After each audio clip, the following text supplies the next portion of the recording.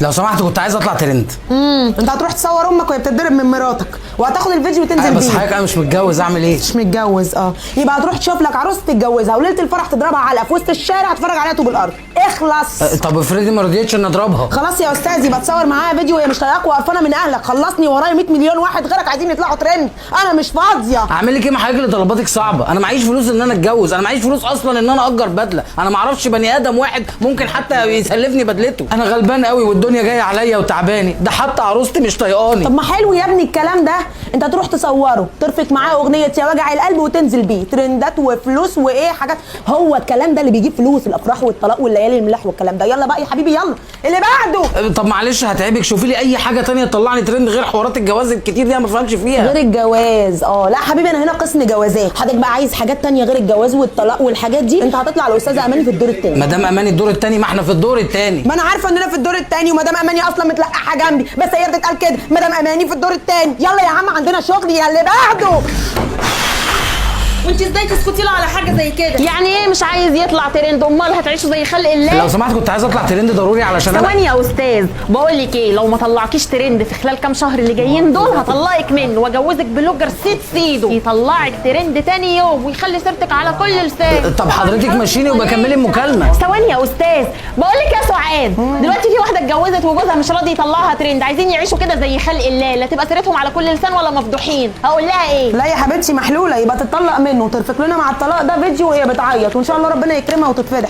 هي يا حبيبتي قولي عايزه ايه؟ لو سمحت انا كنت مقدمه على ترند من كام اسبوع ولسه ما طلعش. خلاص يا حبيبتي يبقى القرعه لسه ما جاتلكيش. ايوه ما انا جايه عشان اعرف السبب ليه ما طلعش ترند.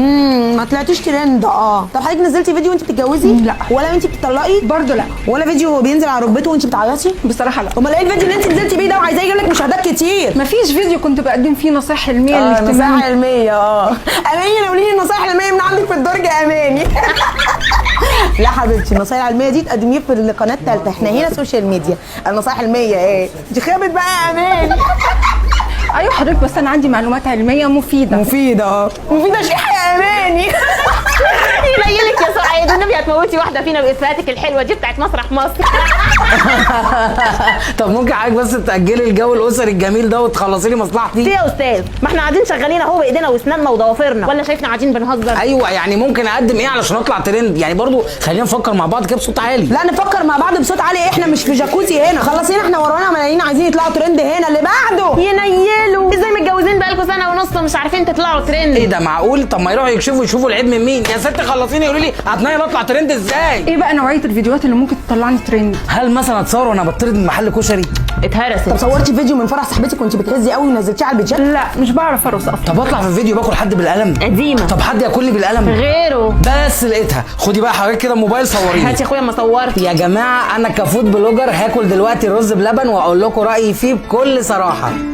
الرز بلبن طعمه وحش قوي والزفاره واضحه فيه جدا. ليه يا اخويا بيعملوا الرز بلبن بدمه؟ انت هتهزر يا استاذ. ليه حضرتك؟ دي فكره حلوه جدا. اطلع اغلط في المطاعم تقوم المطاعم التانيه جايباني علشان اقول رايي. اكل اكدب اقبض البليه تلعب. طب وانا اعمل لك ايه يا ماما انا دلوقتي؟ يعني اعمل ايه يا استاذه شوزي بنفسها؟ تعالي قومي يا حبيبتي قعديها ولا اقول لك تعالي اقعدي مكاني عقبال ما اعمل لك كوبايه الشاي. يا عوا خدي بس انا همشي على طول. ايه النور ده؟ الترند كله عندنا. منورانا والله. طب على ما اجيب لك الشاي ممكن تفيديني بخبرتك وتقولي ازاي اطلع ترند وافيد الناس بعلمي؟ تفيديهم وبعلمك؟ انت عايزه تبوظي اللي احنا بنعمله على السوشيال ميديا؟ ده كده الشغلانه لمت قوي. انت بتشتغلي ايه انت؟ للاسف مجموعي ولا جاب فاشونيستا ولا بلوجر ففشلت وطلعت دكتور. معلش اللي اتكسر بينصلح. طب ينوبك ثواب يا ست الترندات، تشوف لنا حل في الاخ اللي قاعد ده، لا هو فود بلوجر ولا انفلونسر ولا اي حاجه، شخص عادي جدا للاسف. بالظبط زي الاستاذه دي كده عاديه جدا وبرضه عايزه تطلع ترند. يعني هو عادي وهي عاديه وعايزين يطلعوا ترند.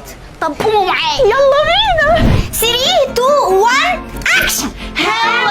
اخواتي النهارده فرحي على حب عمري اللي لسه شايفها دلوقتي حالا. اساسا بنصور الفيديو ده عشان نوثق لحظات الحب المزيفه اللي انتوا شايفينها دي. ستوب. ايه الفرحه اللي على وشك دي؟ انتوا ناس مش وش ترندات. انا قايمه. خلاص اهدي يا استاذه شوزي انا هفهمه. انت يا استاذ ما ينفعش يوم فرحك تبقى فرحان كده، خليك حزين والدنيا جايه عليك عشان الناس على السوشيال ميديا فاتحين محبس عواطفهم على الرابع. يلا بقى هشغل لك مزيكا وتعلي الاداء. يا وجع القلب طبعا زي ما انتم شايفين انا بحب عروستي وهي قرفانه مني. كل ده عشان معيش اجيب بدله، ولا معايا حد يسلفني بدله، ولا اعرف حد يعرف حد يسلفني بدله. وزي ما انتم شايفين قرفانه مني ايه، ولا اللي متجوزه عودي هرفه. حلو قوي، طلعها بقى. انت طالق طالق طالق. حلو، عايزين نقفل من العالي بقى. يلا طيحوا ضرب في بعض علشان الدنيا تسخن وتبقوا من المصافيع. تعالي بقى يلعب. عارفين النهارده ايه؟